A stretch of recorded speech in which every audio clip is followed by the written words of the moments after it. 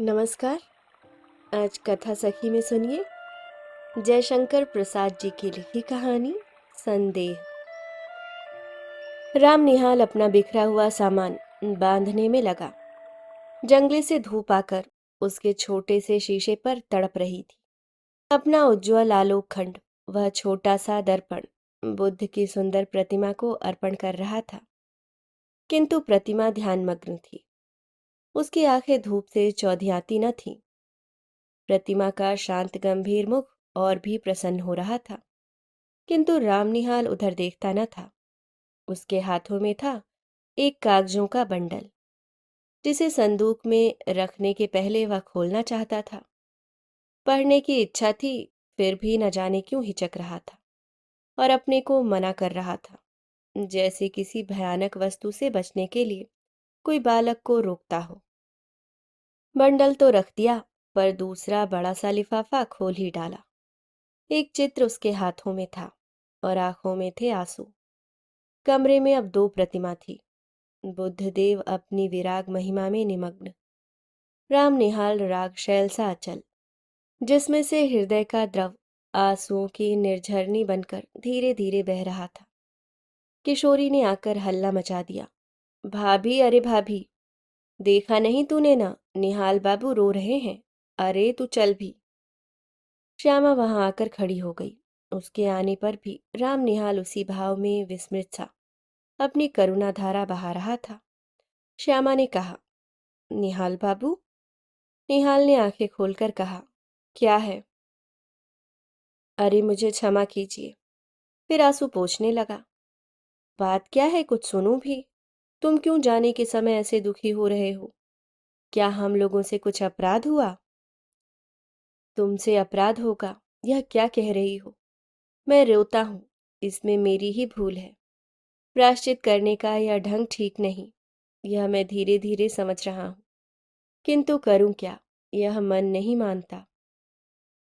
श्यामा जैसे सावधान हो गई। उसने पीछे फिरकर देखा कि किशोरी खड़ी है। श्यामा ने कहा, जा बेटी, कपड़े धूल में फैले हैं, वहीं बैठ। किशोरी चली गई। अब जैसे सुनने के लिए प्रस्तुत होकर श्यामा एक चटाई खींचकर बैठ गई। उसके सामने छोटी सी बुद्ध प्रतिमा सागवान की सुंदर मेज पर धूप के प्रतिबिंब में हंस रही थी। राम निहाल कहने लगा, श्यामा, तुम्हारा कठोर व्रत वैधव्य का आदर्श देखकर मेरे हृदय में विश्वास हुआ कि मनुष्य अपनी वासनाओं का दमन कर सकता है, किंतु तुम्हारा अवलंब बड़ा दृढ़ है। तुम्हारे सामने बालकों का झुंड हंसता खेलता लड़ता झगड़ता है, और तुमने जैसे बहुत सी देव प्रतिमाएं श्रृंगार से सजाकर हृदय की कोठरी को मंदिर बना दिया, किंतु मुझको वह कहाँ मिलता। भारत के भिन्न भिन्न प्रदेशों में छोटा मोटा व्यवसाय, नौकरी और पेट पालने की सुविधाओं को खोजता हुआ जब तुम्हारे घर में आया, तो मुझे विश्वास हुआ कि मैंने घर पाया। मैं जब से संसार को जानने लगा, तभी से मैं गृहहीन था। मेरा संदूक और ये थोड़े से सामान, जो मेरे उत्तराधिकार का अंश था, अपनी पीठ पर लादे हुए घूमता रहा, ठीक उसी तरह जैसे कंजर अपनी गृहस्थी टट्टू पर लादे हुए घूमता है। मैं चतुर था, इतना चतुर जितना मनुष्य को न होना चाहिए, क्योंकि मुझे विश्वास हो गया है कि मनुष्य अधिक चतुर बनकर अपने को अभागा बना लेता है और भगवान की दया से वंचित हो जाता है। मेरी महत्वाकांक्षा, मेरे उन्नतिशील विचार मुझे बराबर दौड़ाते रहे। मैं अपनी कुशलता से अपने भाग्य को धोखा देता रहा। यह भी मेरा पेट भर देता है। कभी कभी मुझे ऐसा मालूम होता कि यह दांव बैठा कि मैं अपने आप पर विजयी हुआ और मैं सुखी होकर, संतुष्ट होकर चैन से संसार के एक कोने में बैठ जाऊंगा, किंतु वह मृग मरीचिका थी। मैं जिनके यहाँ नौकरी अब तक करता रहा, वे लोग बड़े ही सुशिक्षित और सज्जन हैं, मुझे मानते भी बहुत हैं। तुम्हारे यहाँ घर का सा सुख है, किंतु यह सब मुझे छोड़ना पड़ेगा ही। इतनी बात कहकर राम निहाल चुप हो गया। तो तुम काम की एक बात न कहोगे, व्यर्थ ही इतनी। श्यामा और कुछ कहना चाहती थी कि उसे रोककर राम निहाल कहने लगा, तुमको मैं अपना शुभचिंतक मित्र और रक्षक समझता हूँ, फिर तुमसे न कहूँगा तो यह भार कब तक ढोता रहूँगा। लो सुनो, यह चैत है ना? हाँ ठीक, कार्तिक की पूर्णिमा थी।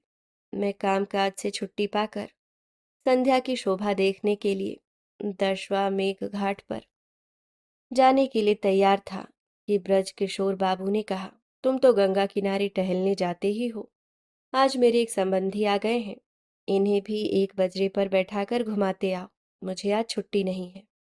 मैंने स्वीकार कर लिया, ऑफिस में बैठा रहा।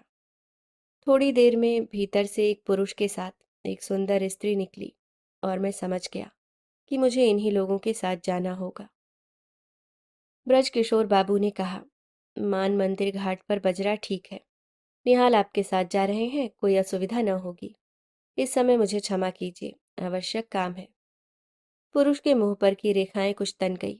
स्त्री ने कहा, अच्छा है, आप अपना काम कीजिए, हम लोग तब तक घुमाते हैं। हम लोग मान मंदिर पहुंचे। बजरे पर चांदनी बिछी थी। पुरुष मोहन बाबू जाकर ऊपर बैठ गए। पैड़ी लगी थी। मनोरमा को चढ़ने में जैसे डर लग रहा था। मैं बजरे के कोने पर खड़ा था। हाथ बढ़ाकर मैंने कहा, आप चली जाइए, कोई डर नहीं। उसने हाथ पकड़ लिया। ऊपर आते ही मेरे कान में धीरे से उसने कहा, मेरे पति पागल बनाए जा रहे हैं। कुछ कुछ हैं भी, तनिक सावधान रहिएगा, नाव की बात है। मैंने कह दिया, कोई चिंता नहीं, किंतु ऊपर जाकर बैठ जाने पर भी मेरे कानों के समीप उस सुंदर मुख का सुरभित निश्वास अपनी अनुभूति दे रहा था। मैंने मन को शांत किया। चांदनी निकल आई थी। घाट पर आकाश द्वीप जल रहे थे और गंगा की धारा में भी छोटे छोटे दीपक बहते हुए दिखाई देते थे। मोहन बाबू की बड़ी बड़ी गोल आंखें और भी फैल गईं। उन्होंने कहा, मनोरमा देखो, इस दीपदान का क्या अर्थ है, तुम समझती हो? गंगा की पूजा, और क्या? मनोरमा ने कहा, यही तो मेरा और तुम्हारा मतभेद है। जीवन के लघु दीप को अनंत की धारा में बहा देने का यह संकेत है। ओह, कितनी सुंदर कल्पना! कहकर मोहन बाबू जैसे उच्छ्वासित हो उठे। उनकी शारीरिक चेतना मानसिक अनुभूति से मिलकर उत्तेजित हो उठी।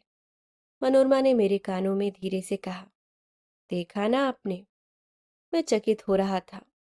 बजरा पंचगंगा घाट के समीप पहुंच गया था। तब हंसते हुए मनोरमा ने अपने पति से कहा, और यह बांसों में जो टंगे हुए दीपक है, उन्हें आप क्या कहेंगे? तुरंत ही मोहन बाबू ने कहा, आकाश भी असीम है ना, जीवन दीप को उसी ओर जाने के लिए यह भी संकेत है। फिर हाफते हुए उन्होंने कहना आरंभ किया, तुम लोगों ने मुझे पागल समझ लिया है, यह मैं जानता हूँ। ओह, संसार की विश्वासघात की ठोकरों ने मेरे हृदय को विक्षिप्त बना दिया है, मुझे उससे विमुख कर दिया है। किसी ने मेरे मानसिक विप्लवों में मुझे सहायता नहीं दी। मैं ही सबके लिए मरा करूं, यह अब मैं नहीं सह सकता। मुझे अकपट प्यार की आवश्यकता है। जीवन में वह कभी नहीं मिला। तुमने भी मनोरमा, तुमने भी मुझे। मनोरमा घबरा उठी। उसने कहा, चुप रहिए, आपकी तबीयत बिगड़ रही है, शांत हो जाइए।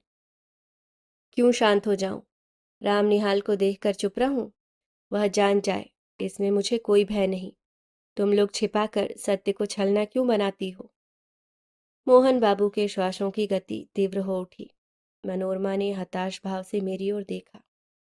वह चांदनी रात में विशुद्ध प्रतिमा से निश्चेष्ट हो रही थी। मैंने सावधान होकर कहा, माझी अब घूम चलो। कार्तिक की रात चांदनी से शीतल हो चली थी। नाव मान मंदिर की ओर घूम चली। मैं मोहन बाबू के मनोविकार के संबंध में सोच रहा था। कुछ देर चुप रहने के बाद मोहन बाबू फिर अपने आप कहने लगे, ब्रज किशोर को मैं पहचानता हूँ। मनोरमा, उसने तुम्हारे साथ मिलकर जो षड्यंत्र रचा है, मुझे पागल बना देने का जो उपाय हो रहा है, उसे मैं समझ रहा हूँ। तो ओह, आप चुप न रहेंगे? मैं कहती हूँ ना, यह व्यर्थ का संदेह आप मन से निकाल दीजिए, या मेरे लिए संख्या मंगा दीजिए, छुट्टी हो। स्वस्थ होकर बड़ी कोमलता से मोहन बाबू कहने लगे, तुम्हारा अपमान होता है। सबके सामने मुझे यह बातें न कहनी चाहिए। यह मेरा अपराध है। मुझे क्षमा करो मनोरमा। सचमुच मनोरमा के कोमल चरण मोहन बाबू के हाथ में थे। वह पैर छुड़ाती हुई पीछे खिसकी। मेरे शरीर से उसका स्पर्श हो गया। वह क्षुब्ध और संकोच में ऊब चूब रमणी जैसे किसी का आश्रय पाने के लिए व्याकुल हो गई थी। मनोरमा ने दीनता से मेरी ओर देखते हुए कहा, आप देखते हैं? सचमुच मैं देख रहा था। गंगा की घोरधारा पर बजरा फिसल रहा था। नक्षत्र बिखर रहे थे और एक सुंदरी युवती मेरा आश्रय खोज रही थी। अपनी सब लज्जा और अपमान लेकर वह दुर्वह संदेह भार से पीड़ित स्त्री जब कहती थी कि आप देखते हैं ना, तब वह मानो मुझसे प्रार्थना करती थी कि कुछ मत देखो। मेरा व्यंग उपहास देखने की वस्तु नहीं। मैं चुप था। घाट पर बजरा लगा। फिर वह युवती मेरा हाथ पकड़कर पैड़ी पर से संभलती हुई उतरी और मैंने एक बार न जाने क्यों धृष्टता से मन में सोचा कि मैं धन्य हूँ। मोहन बाबू ऊपर चढ़ने लगे। मैं मनोरमा के पीछे पीछे था, अपने पर भारी बोझ डालकर धीरे धीरे सीढ़ियों पर चढ़ रहा था। उसने धीरे से मुझसे कहा, राम निहाल जी, मेरी विपत्ति में आप सहायता न कीजिएगा। मैं अवाक था। श्यामा ने एक गहरी दृष्टि से राम निहाल को देखा। वह चुप हो गया। श्यामा ने आज्ञा भरे स्वर में कहा, आगे और भी कुछ है या बस? राम निहाल ने सिर झुकाकर कहा, हाँ, और भी कुछ है। वही कहो ना। कहता हूँ। मुझे धीरे धीरे मालूम हुआ कि ब्रज किशोर बाबू यह चाहते हैं कि मोहनलाल अदालत से पागल मान लिए जाए और ब्रज किशोर उनकी संपत्ति के प्रबंधक बना दिए जाए, क्योंकि वे ही मोहनलाल के निकट संबंधी थे।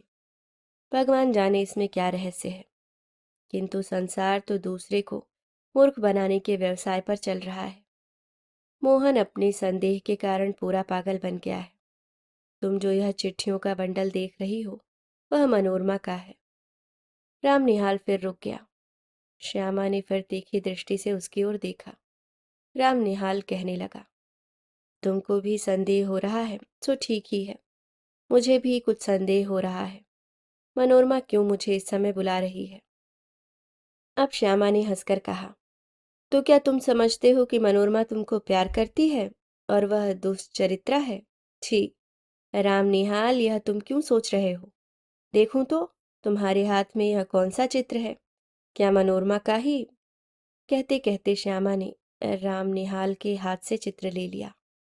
उसने आश्चर्य भरे स्वर में कहा, अरे, यह तो मेरा ही है।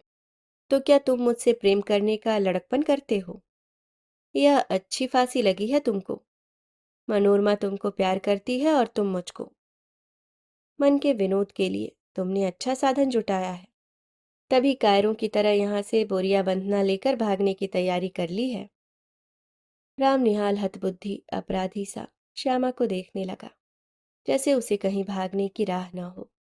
श्यामा दृढ़ स्वर में कहने लगी, निहाल बाबू, प्यार करना बड़ा कठिन है। तुम इस खेल को नहीं जानते। इसके चक्कर में पड़ना भी मत।